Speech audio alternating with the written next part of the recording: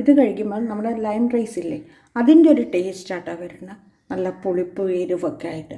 അതേസമയം നമ്മളിത് ഉണ്ടാക്കിയിരിക്കുന്നത് ജീരശാല അരി കൊണ്ടാണ്. നെയ്യ് ചേർത്തിട്ടുണ്ട്, മസാലകളൊക്കെ ചേർത്തിരിക്കണതുകൊണ്ട് അതിൻ്റെ ഒരു മണവും വരുന്നുണ്ട്. അപ്പോൾ ഈ ഒരു നെല്ലിക്ക പറയണത് നമ്മുടെ രോഗപ്രതിരോധ ശേഷി മെച്ചപ്പെടുത്താനും BP, ഷുഗർ, കൊളസ്ട്രോൾ കുറയ്ക്കാനൊക്കെ നല്ലതാണ്. അതിനേക്കാൾ ഉപരിയായിട്ട് നമ്മുടെ ശരീരത്തിലെ ചൂട് കുറയ്ക്കുക, യൂറിൻ സംബന്ധമായ അസുഖങ്ങൾക്കും മുടി കൊഴിച്ചിൽ, താരൻ തുടങ്ങിയ പ്രശ്നങ്ങൾക്കൊക്കെ നല്ലൊരു പരിഹാരമാണ്. അപ്പം നമ്മുടെ ഇന്നത്തെ റെസിപ്പി പറയണത് നെല്ലിക്ക പുലാവാണ്. ഗോസ്പറി പുലാവ് പറയും, ഹിന്ദിയിലാണെങ്കിൽ ആംല പറയും. നമുക്കിതെങ്ങനെയാണ് ചെയ്യേണ്ടതെന്ന് നോക്കാം. നമ്മുടെ നെല്ലിക്ക പുലാവ് ഉണ്ടാക്കാനായിട്ട് നമുക്ക് വലിപ്പം അനുസരിച്ച് ഒരു 6 or 7 നെല്ലിക്ക എടുക്കുക.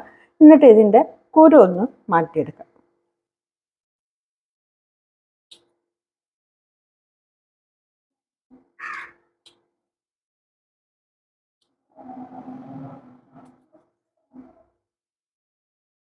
അപ്പം ഞാൻ ഇതെല്ലാം കട്ട് ചെയ്തെടുത്തിട്ടുണ്ട്. ഇതിലേക്ക് കുറച്ച് മല്ലിയിലയും കൂടി ചേർത്തിട്ട് ഒന്ന് അരച്ചെടുക്കുക. ഒന്ന് അരച്ചെടുത്തതിന് ശേഷം കുറച്ച് വെള്ളം ഒഴിച്ചിട്ട് ഒരു ജ്യൂസ് പോലെയാക്കി എടുക്കാം.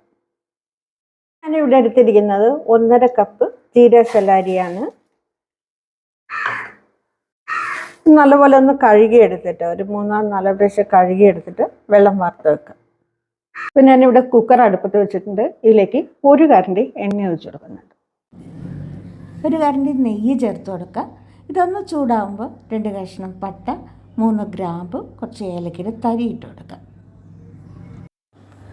മസാല നല്ലപോലെ ഒന്ന് പൊട്ടി വരുമ്പോൾ നമുക്കിതിലേക്ക് 1 ടേബിൾ സ്പൂൺ ഇഞ്ചി വെളുത്തുള്ളി ചതച്ച് ചേർത്ത് കൊടുക്കുക. എന്നിട്ടൊന്ന് നന്നായിട്ട് വഴറ്റിയെടുക്കുക. മസാലയുടെ പച്ചമണം മാറുമ്പോൾ ഇതിലേക്ക് 2 ചെറിയ സവാള നേരത്തെ അരിഞ്ഞത്, എരിവിനാവശ്യമായ പച്ചമുളക് 2-3 പച്ചമുളക് കീറിയതും ചേർത്ത് ഒന്നും കൂടെ വഴറ്റിയെടുക്കാം.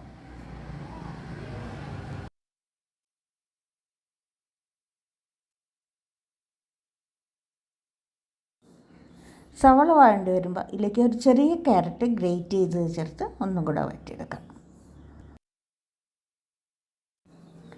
ഇനി നമുക്കിതിലേക്ക് നമ്മൾ വാർത്ത് വെച്ചിരിക്കുന്ന അരി ചേർത്ത് ഒരു 2 മിനിറ്റ് വഴറ്റിയെടുക്കാം.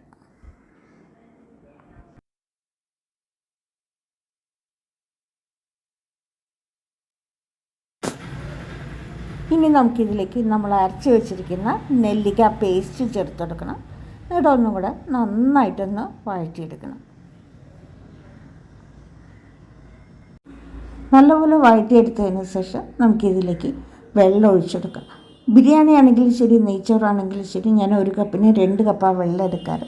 ഇപ്പം ഞാനിവിടെ 1.5 കപ്പായിരിക്കും 3 കപ്പ് വെള്ളം എടുത്തിട്ടുണ്ട്. അത് നെല്ലിക്ക അടിച്ച ആ ജാറിൽ തന്നെ ഒന്ന് അടിച്ചെടുത്തിട്ടുണ്ട്, അതാണ് ചേർത്ത് കൊടുക്കുന്നത്.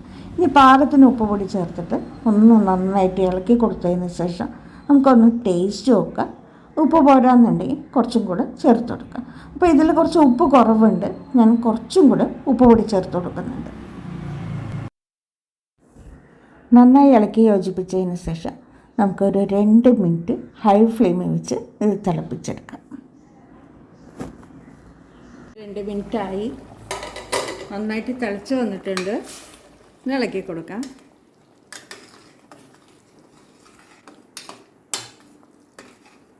നമുക്ക് തീ ഒന്ന് ചെറുതായിട്ട് കുറച്ച് വെച്ച് വേവിച്ചെടുക്കാം കേട്ടോ.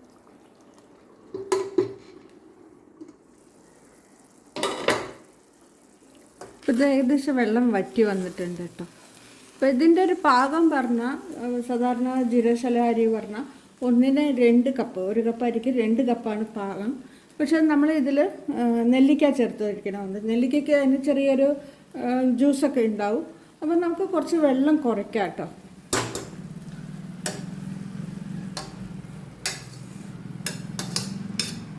നന്നായിട്ട് വെള്ളം വറ്റി വന്നിട്ടുണ്ട്. നമുക്ക് ഇങ്ങനെ ഒരു ചപ്പാത്തിക്കല്ല അതിനകത്ത് അടിയിലേക്ക് വെച്ച് കൊടുത്തിട്ട് ഒരു 10 മിനിറ്റ് ദം ചെയ്തെടുക്കാം. നമുക്കിത് റൈസ് ഒന്നും കൂടെ ഇളക്കി കൊടുക്കാം കേട്ടോ.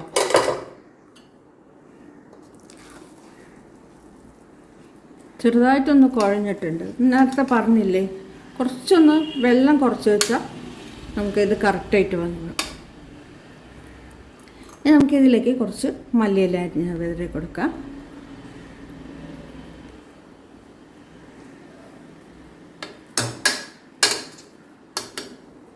ഒരു 5 മിനിറ്റും കൂടെ വെക്കാം കേട്ടോ.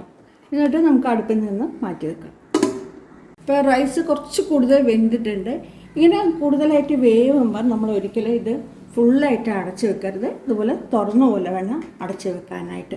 നമ്മളിങ്ങനെ ഫുള്ളായിട്ട് അടച്ച് വെച്ചാൽ അതിൻ്റെ ആവി തട്ടിയിട്ട് ചോറ് ഒന്നും കൂടെ വെന്ത് കുഴയാൻ ചാൻസ് ഉണ്ട്.